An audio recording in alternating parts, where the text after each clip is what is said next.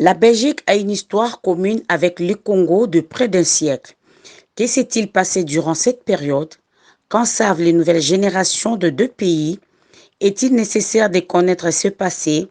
À Bruxelles, des Congolaises et Congolais de différentes couches socio-professionnelles réfléchissent depuis quelque temps sur ce qu'avait été la période léopoldienne ainsi que la période coloniale belge. De ces réflexions est née l'idée de réaliser une série d'émissions sous la dénomination Contentieux belgo-congolais, connaître le passé pour baliser l'avenir. Aujourd'hui, les origines du contact Belgique-Congo. Bonjour à tous, bonjour à tous les Congolais à travers le monde, bonjour aussi à tous les amis du Congo et surtout aux amis de l'histoire. Dans le cadre de notre série Connaître le passé pour mieux baliser l'avenir, nous recevons une deuxième fois M. Mbaye Kanyinda pour nous parler du contentieux belgo-congolais, c'est-à-dire que s'était-il passé entre le jour où les Belges ont mis leurs pieds au Congo pour la première fois et les jours où ils sont partis. Monsieur Mbaye Kanyinda, bonjour. Bonjour. Pour ceux qui nous suivent, pour ceux qui ne savent rien de l'histoire entre la Belgique et le Congo, quel a été le premier contact entre la Belgique et le Congo? Je crois que, avant de rentrer dans ce premier contact belgo-congolais, il faut se resituer dans cette histoire assez surprenante. L'Occident sort de la grande dépression du Moyen-Âge tardif. La peste noire qui crée des problèmes, les Turcs qui ont pris Constantinople, la bataille de Samarcande a fermé la route d'Asie et les Mamelouks bloquent le canal de Suez. Et ces morts, ces noirs qui ont civilisé à un moment donné cette Europe risquent de revenir. Il n'y a qu'une seule solution. Il faut retrouver le royaume du prêtre Jean. Le prêtre Jean, ce roi noir d'Éthiopie, du Congo, qui seul est capable de venir sauver l'Occident en difficulté. C'est à ce moment-là que l'on va alors voir le pape qui va diviser cette Europe de cette époque entre l'Espagne et le Portugal. Et alors on va voir les bateaux portugais aller à la recherche des Indes et que l'on se trompe l'histoire en croyant être arrivé là-bas. C'est l'histoire des Indiens. Diaz et Cao viennent vers le royaume du Congo. Ils trouvent un royaume extrêmement bien organisé avec lequel ils ont d'ailleurs de très bons rapports. Puis soudain il y a cette querelle de Valladolid. On dit mais mon Dieu, on ne peut pas faire souffrir les Indiens comme ceci. Et on décide que bon alors on va prendre les Noirs. Alors toute l'histoire de ce monde noir change. Et pendant 3 siècles, on va connaître ces razzias. On va connaître cette traite-là. Puis soudain, on entend le roi d'un tout petit pays, neutre, le roi Léopold II, qui convoque une conférence géographique avec comme objectif de lutter contre la traite. Alors ils viennent tous à Bruxelles et c'est à partir de ce visage de philanthrope que Léopold II entre dans notre histoire. Nous n'y sommes pas encore. La Belgique est Belgique, le Congo est Congo, il n'y a aucun lien entre eux. Mais avant cela, quelles sont les grandes puissances du moment? Les grandes puissances au 19e siècle. Les grandes puissances du moment, celles qui sont d'ailleurs à Berlin. Vous avez cette Amérique qui, la première, va signer la reconnaissance de l'Association internationale du Congo. C'est-à-dire, c'est une erreur bouleversante, puisque aussi bien c'est une simple société privée que l'on va considérer comme ayant le poids d'un État. Et cette signature sera obtenue sur la présentation de 500 traités que Stanley aura réussi à extorquer aux Congolais, et on est parti vers cette dynamique-là. Il y a l'Angleterre et il y a le Portugal. L'Angleterre et le Portugal qui vont d'ailleurs signer un accord secret. Ils essayent de trouver un arrangement sur l'embouchure du Congo, ce qui va amener la France à rencontrer Bismarck et à oublier leur querelle de 1870. En d'autres termes, et comme puissance à l'époque, il y a les États-Unis, il y a l'Espagne, et le Portugal, la France et l'Angleterre. Bien. Et maintenant, Berlin. Qui convoque Berlin? La conférence de Berlin est convoquée par Bismarck, mais Bismarck convoque la conférence de Berlin, d'abord parce que le chancelier de fer veut apparaître comme l'homme du moment, et ensuite parce que la France souhaiterait, soi-disant, qu'il puisse y avoir un arrangement non pas pour partager l'Afrique, mais un arrangement pour s'entendre. Quelles sont les règles que nous allons appliquer pour ne pas nous entretuer, parce que le gâteau africain attire beaucoup de monde. Et pouvez-vous rappeler la date de cette conférence de Berlin pour ceux qui ne le savent pas? La conférence de Berlin commence donc en novembre 1884, finit en février 1885, et se tient donc Wilhelmstraat, chez le chancelier Bismarck, et il y a 14 puissances qui sont là. Il y a notamment aussi la Turquie qui prend déjà une position importante dans ce concert des nations-là. Décrivez-nous un peu comment ça s'est... Il faisait quoi à Berlin, comment ils en sont arrivés, donc quelle a été l'issue de la conférence de Berlin? C'est-à-dire, la conférence de Berlin commence par une lettre que le colonel Strauss, qui est le président de l'association internationale africaine, peut lire en disant que toutes les puissances ici ont reconnu le pavillon de l'État, de l'association internationale africaine comme étant le pavillon d'un État souverain. Et nous allons nous battre pour ouvrir alors le commerce de l'Afrique centrale, et en même temps nous allons nous battre dans la lutte contre l'esclavage. En fait, la conférence de Berlin, sous l'apparence d'une rencontre pour régler des questions comme la question de l'esclavage, c'est simplement une conférence pour avaliser le partage de l'Afrique. Et le roi Léopold II, il était là? Le roi Léopold II est représenté par Émile Banning, qui était quand même quelqu'un d'extrêmement intelligent, mais je sais que les barons Lambermont et tous les autres sont tout autour. Mais ce qui est le plus important, c'est que le roi Léopold II a fait l'essentiel. L'essentiel, c'est-à-dire? Le roi Léopold II a trompé tout le monde. Il a réussi depuis le début. Il y a quelque chose chez le roi Léopold II qui me rappelle le maréchal Mobutu. On est en ruse, mais en même temps le destin est parfois quasi identique. Que se passe-t-il? Le roi Léopold II, depuis qu'il est jeune, il a dit, quand il avait 25 ans, quand il était allé à Athènes, il a écrit à frère Orban, ministre des Finances, il faut à la Belgique une colonie. Mais il s'est rendu compte que la Belgique ne voulait pas rentrer dans l'aventure coloniale. Il a donc voulu faire une affaire tout à fait personnelle. Mais en même temps, il s'est rendu compte également que s'il vient à découvert, un petit peu comme lui n'a pas de chance. Et donc, il joue l'apparence alors des sociétés philanthropiques. Ça commence par la conférence géographique, et puis ça devient l'association internationale africaine, puis ça devient l'association... Oui, c'est très important ce que vous dites. Décrivez-nous un peu. Quel a été son mémo? Il a dit quoi et quoi, pour que ce que les autres ont entendu, et pour qu'ils disent quoi? Non, voilà ce qu'il a fait. Oui.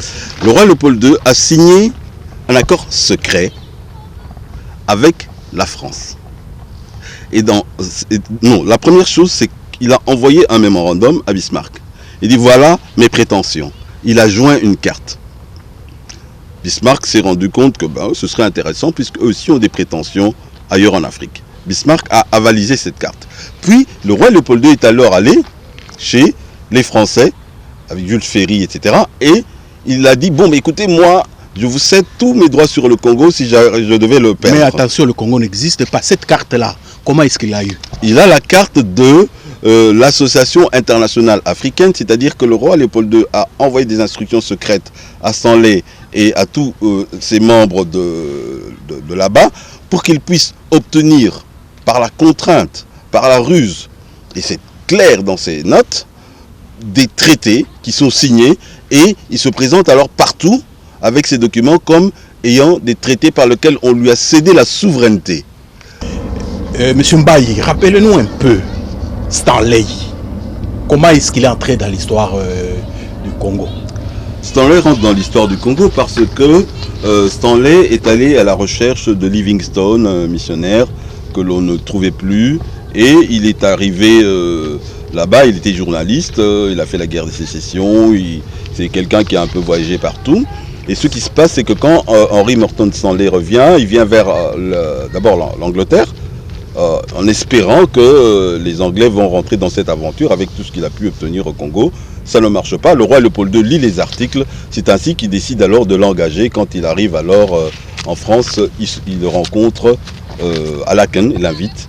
Et là, il lui donne des missions. Mais ce qui est important ici, c'est que vous vous souvenez que le roi Léopold II, en 1908, quand on vient de lui prendre la colonie, il dit à son aide de camp. Nous n'y sommes pas encore. Oui, mais vous verrez. Mais vous verrez pourquoi je le dis. Oui. Mais vous verrez pourquoi je le dis. Il dit, ils auront mon Congo, ils ne sauront pas ce que j'y ai fait. Et l'une des choses qu'il aura faites, ce sont des instructions secrètes précises, notamment les instructions qu'il donne alors à Stanley d'obtenir des traités signés par les chefs locaux. Et nos ancêtres. Et ces traités vont être présentés alors partout comme étant les preuves que nos ancêtres lui ont donné la souveraineté sur l'ensemble de ce territoire. Mais vous m'avez posé la question de savoir, mais comment est-ce qu'il a procédé alors à Berlin? Justement, quand il présente ces traités à Bismarck, c'est avec une carte restreinte. Puis, il reprend les mêmes traités et il va discuter alors avec les Français. Mais il veut avoir aussi le Nyaki Bari, donc le Congo d'en face. Alors les Français ne veulent pas le lui donner. Il dit ok, j'accepte et je vous donne en plus le droit de préemption. C'est-à-dire que si jamais je devais perdre l'association internationale africaine, on ne parle pas encore de l'État indépendant du Congo, que lui va créer par la suite. Si l'association devait perdre ses possessions, elle reviendrait à la France. C'est à ce moment-là qu'il prend la carte qu'il avait donnée à Bismarck, il la modifie en secret. Il donne un coup de crayon vers le sud. C'est là qu'il intègre le Katanga et toute la partie riche. Et lorsqu'il arrive alors à Berlin, il arrive avec une carte que ni Bismarck, ni la France, que personne ne connaît, dans laquelle il a acquis l'essentiel de la richesse de la République démocratique du Congo par un jeu qui est un jeu assez significatif en l'espèce. C'était quelqu'un qui ne fonctionnait que par la ruse. Maintenant, la carte de Léopold II, qui est en fait l'ancêtre de notre Congo, arrive à Berlin. Comment réagissent les autres puissances? Mais toutes les puissances acceptent cette carte parce que Léopold II a été extrêmement habile, puisqu'il a dit à tout le monde le territoire ici de l'Association internationale du Congo, parce que ce n'est pas encore un État, eh bien il est ouvert à tout le monde. C'est le commerce pour tout le monde.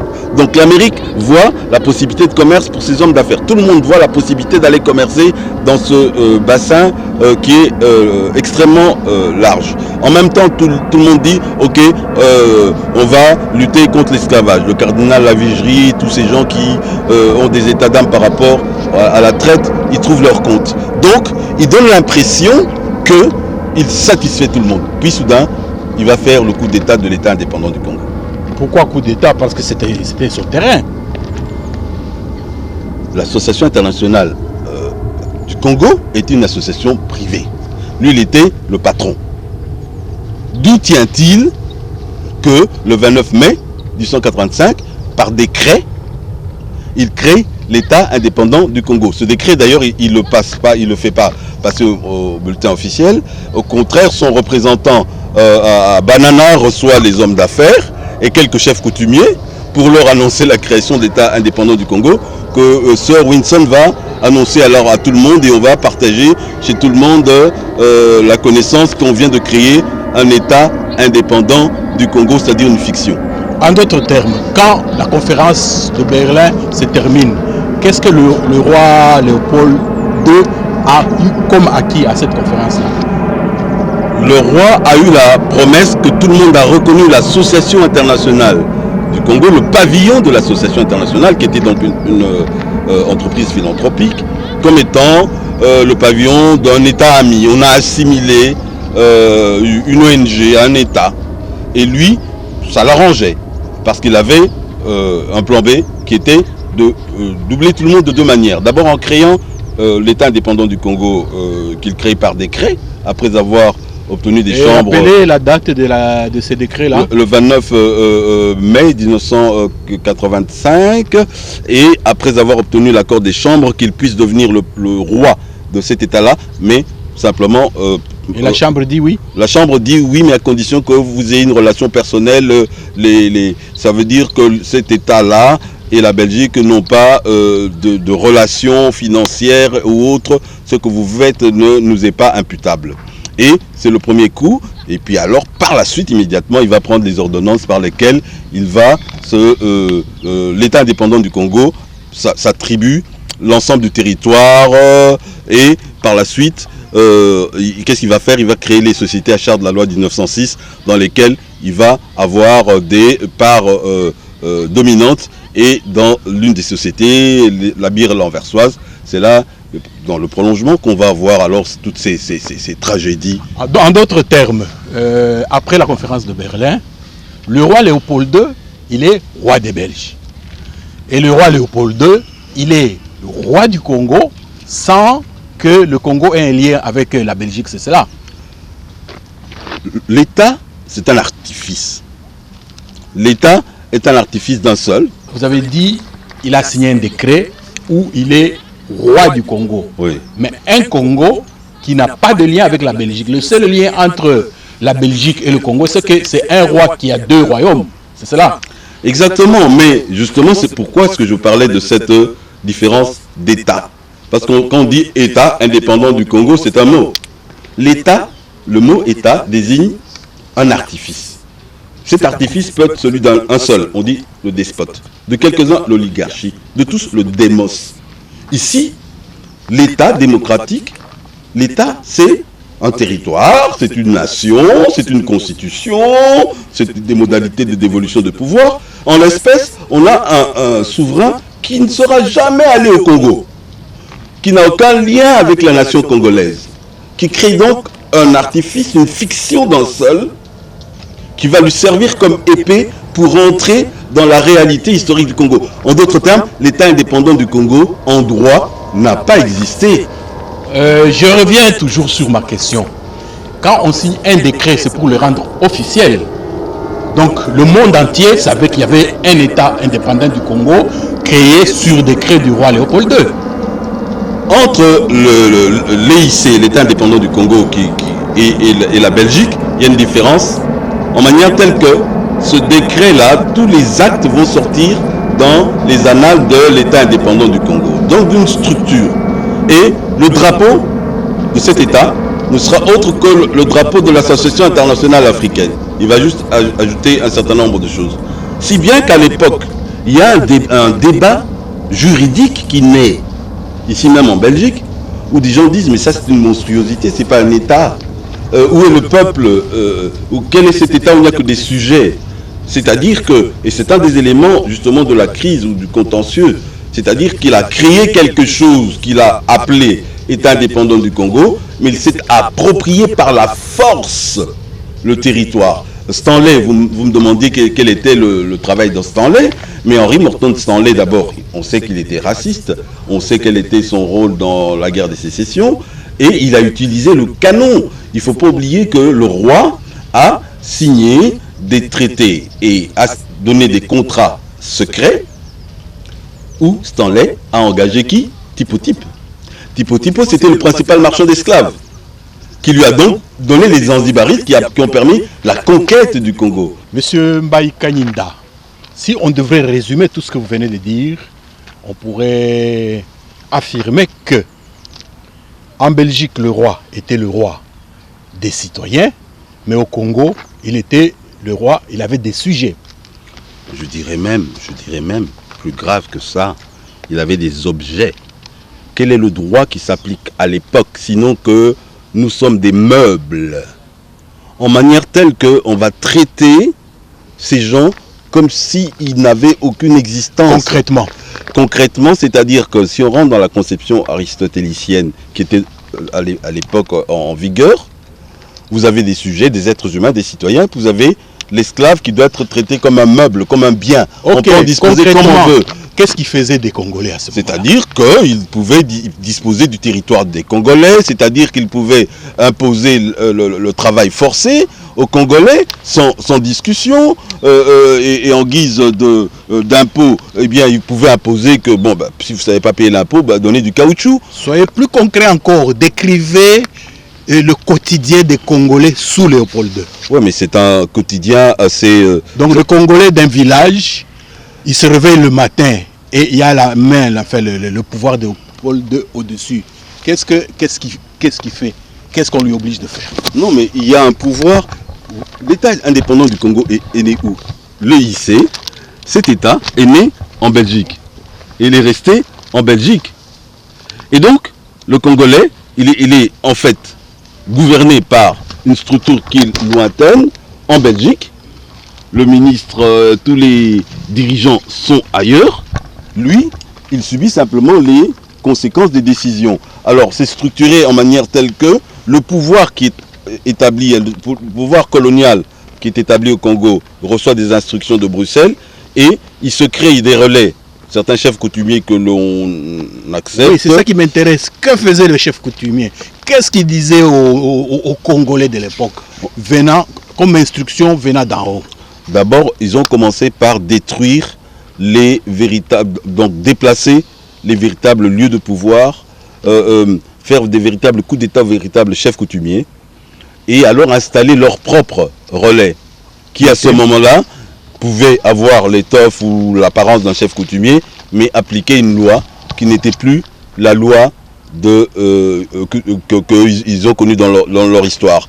Quel était le quotidien des peuples qui étaient sous la domination donc, de ce royaume de Léopold II? Donner une description très explicite pour que les gens essaient de s'imaginer comment ces gens le vivaient du matin au soir, etc. Il faut partir d'abord de ceci. Léopold II a vu dans le Congo une entreprise financière. Il dit qu'il a reçu 15 millions et il a investi. Et puis après, il n'avait plus d'argent. Lorsque soudain, il y a eu le boom du caoutchouc.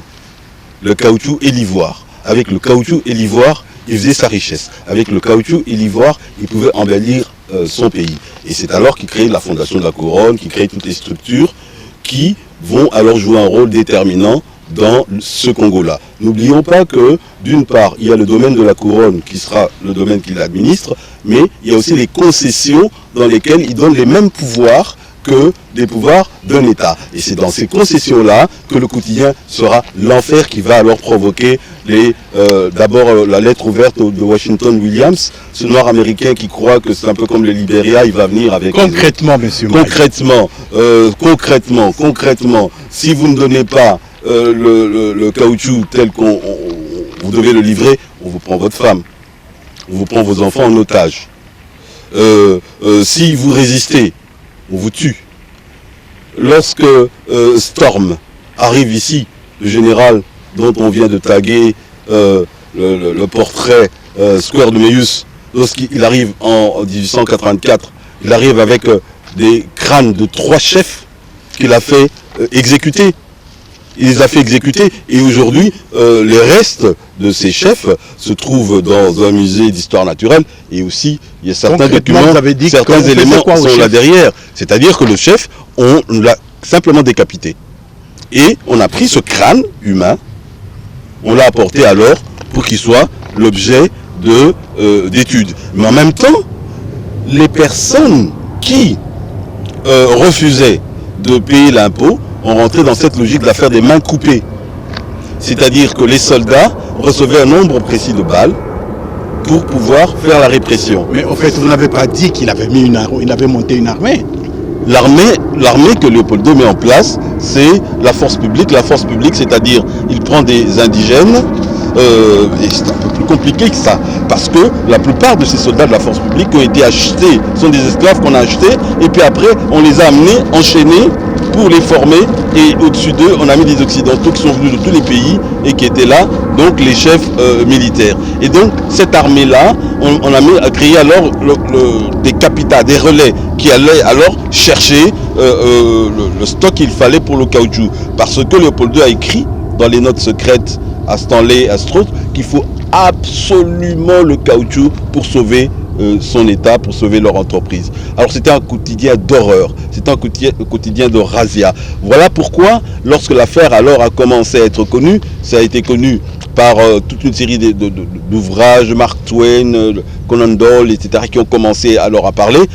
Alors ça a créé la grande polémique et nous avons vu le roi lui-même constituer une commission d'enquête. Cette commission d'enquête qui, de manière curieuse, va prétendre que elle n'a pas vu de blanc ayant coupé les mains aux gens, alors qu'en l'espèce, lorsqu'on dit que ce sont certains agents qui étaient dans le domaine de la couronne et qu'on a congédiés, on apprendra plus tard qu'ils ont été réengagés par le roi Léopold II lui-même. Il y a là effectivement un problème de responsabilité.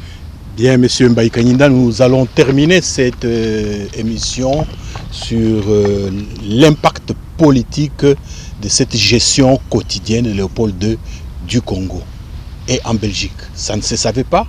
Il n'y avait rien au Parlement, nulle part? C'est assez paradoxal. Regardez, Van de Velde, Émile Van de Velde, qui est le premier à dire que, bon voilà, il parle des arcades des mains coupées, mais par la suite, il va vouloir que les gens aillent travailler au Congo. C'est un peu comme ce Victor Hugo qui dit « Jetez votre trop-plein sur cette Afrique, vous aurez résolu la question sociale ». Ils sont tous liés par une sorte de religion curieuse qui s'appelle le devoir de civilisation. Et parce qu'ils sont cette matrice-là... Autrement dit, au Parlement, il n'y a rien qui se dit. Ils ne peuvent pas, ils sont dans une société... Non, je dis ceci. C'était pas à la une au Parlement. Ce qui s'est passé au Parlement a commencé au départ, effectivement, quand toutes ces choses se passent. La presse en parle. Oui. Personne ne bouge. Mais évidemment, quand c'est devenu une affaire internationale, quand l'ambassadeur de Léopold II, Grandel, aux États-Unis, lui dit que le président américain voudrait convoquer une nouvelle conférence internationale pour rediscuter de Berlin. Alors c'est la panique absolue.